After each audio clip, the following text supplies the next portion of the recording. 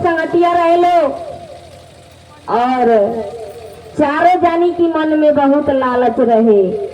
ज्यादा खाली सोचे लो कि हमनी के धन के प्राप्ति होखे, कम मेहनत कर जा लेकिन धन बहुत मिले।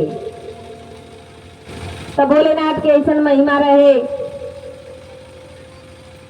कि चारों जानी चलल लो कमाए, चारों जानी कमाए चलल लो।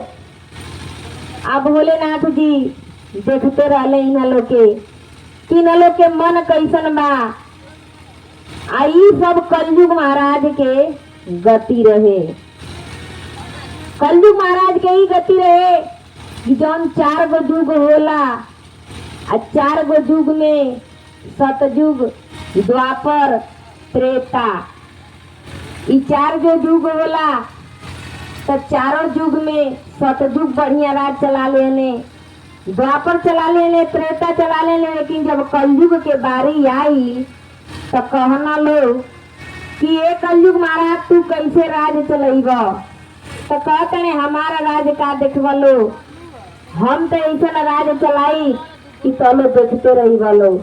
सतयुग महाराज कहना कि हम 7 दिन रह के इंक्वायरी करब कि तू देखी कैसे कैसे राज चलावेला।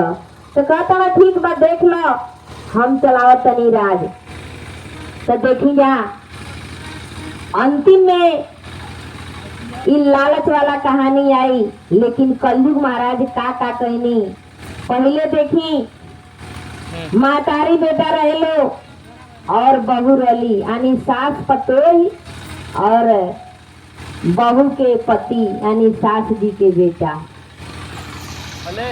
ई रहे लो और जात रहे लो। मान ली कि कोनो धाम करे जात रहे लो। तो बूढ़ा कहली कि ए बाबू बहू के तो ले जाता, ले चला तनी हमहू के धाम करा ले आओ। तो कहना ठीक बा चला, लेकिन धाम करावे लेके जात रहना तो का कहना कि रास्ता में एगो नदी पड़ल आ नदी के पार करे के रहे। कलयुग महाराज चढ़ रहना पहला दिन के कहानी है।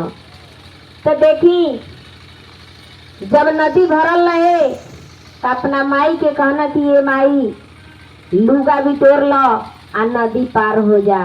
कहली ये बाबू हम बुजुर्ग आदमी बानी, कहीं धारा में गिर पड़ जाई से हमरो के पार कर दे। तक न कहना कि औरत बाड़ी तो कान्हे पर बैठा के लेके पार कर दे, आ माई तू लुगा भी तोड़ के पार हो जा।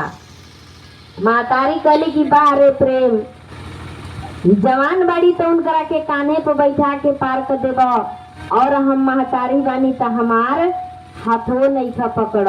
जब बीच धार में दहे लगली तब चिल्ला तड़ी कि बाबू बचाओ ना तो अब हम बहुत आनी। तब बेटा गईले आ एगो बांध के घींचने तो बूढ़ा किनारे लगली, और जब किनारे पार हो गईली तो नदी की दाढ़े पर बैठ के सोचा तड़ी कि हाय रे जमाना कैसन आ गई। आज हमरे लइका बहू के कान्हे पर पार कर दिले आ हम एजे बह गई रहती। आज मुँह माया सब खत्म हो गई रही। सोचा तड़ी तो कैसे सोचा तड़ी कहने की ये माई चले खोखे तो चलना तो हम जाता नहीं। मातारी बैठ के दारे पर सोचा तड़ी या मेहरारू के बाई धोने लिया के चल गई ने।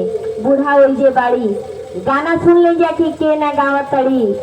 बोलिए शंकर भगवान की जय। कि नीलली बाबी आई पी जनाना। देखी जा